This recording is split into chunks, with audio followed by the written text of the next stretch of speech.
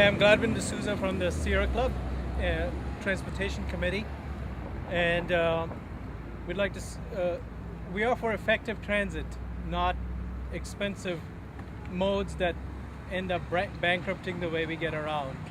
So we'd like to see that VTA uses its funds more judiciously so that people can get where they want to go and do it at the lowest cost. We'd like better service, we'd like bigger buses, we'd like to be able to get where we want to go on time, we'd like to have buses that are there when we are at the bus stop, we'd like to know when the next bus is going to be there. VTA can do that today. No on B, C, and D will help us get there better. Thank you.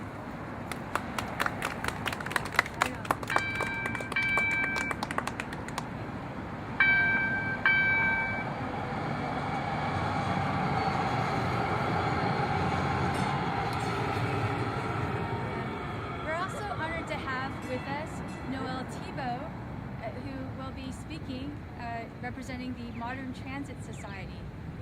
Welcome, Noel. Okay. Hi, I'm Secretary of the Modern Transit Society. We're a bunch of engineers and technologists. Our club's been around since 1971, and we've been in favor of light rail and anything to improve the transit in this area. This has been a difficult year for us because we've been supporting the concept of BART around the bay for 35 years. And yet when we took a detailed look at this particular proposal, we just found it comes up short, it comes up wanting.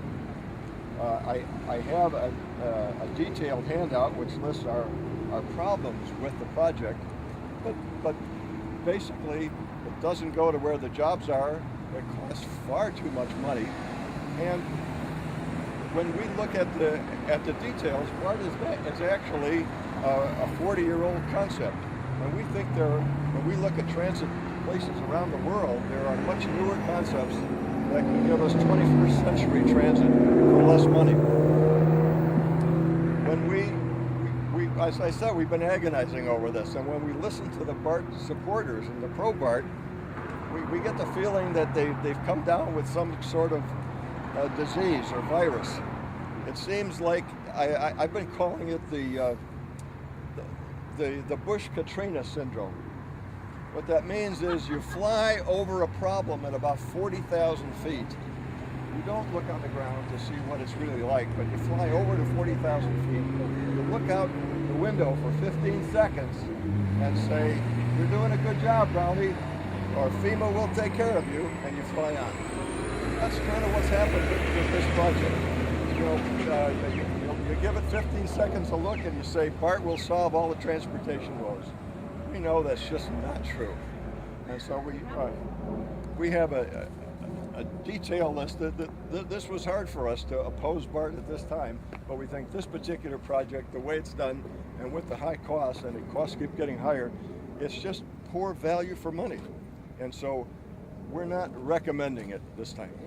Thank you.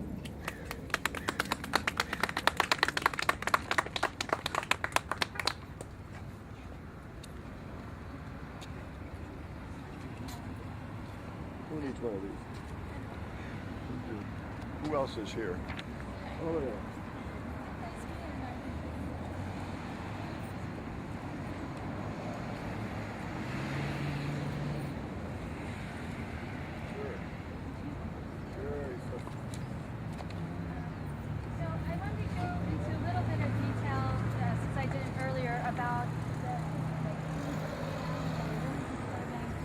Documents. We found multiple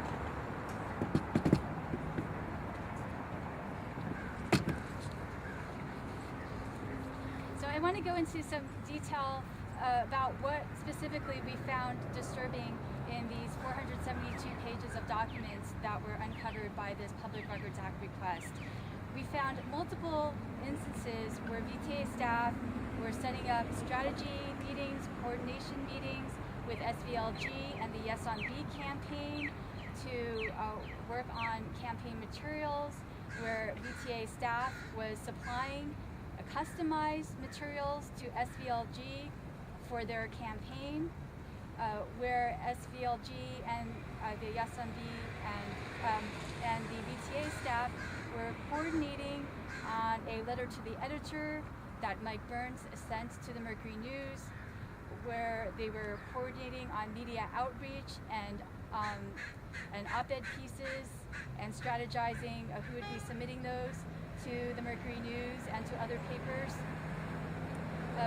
We also found things that really blow out of the water some of the claims that the SMB folks have been making. For example, the SMB folks have been saying, have been claiming that voting for the Measure B tax would reduce our dependence on foreign oil.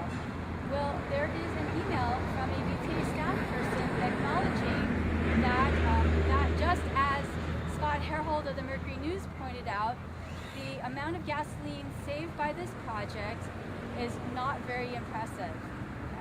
And so here VTA is asking voters to approve monies for a $6 billion plus project for a not very significant savings in gasoline. So that was one finding. Another is that VTA, there was a quote by Sam Lucardo, VTA board member Sam Lucardo, who is a San Jose City Councilman, and Sam acknowledges in this email that the deal that VTA signed with BART is unfavorable to VTA. There's a specific quote where he says, he acknowledges that this was not a sweetheart deal for VTA, and I'm paraphrasing here, but where he says, and he has no illusions that the BART board would be agreeable to renegotiating the deal, so until he hears otherwise, we're stuck with this bad deal. So that was another thing that was uncovered in these documents. But the main thing that I think, the main question before the public today is, what is the cost of this project, and why is VTA staff using public resources to promote this project, hiding things from the voters? We have one final speaker, which is Doug McNay, president of the Silicon Valley Taxpayers Association.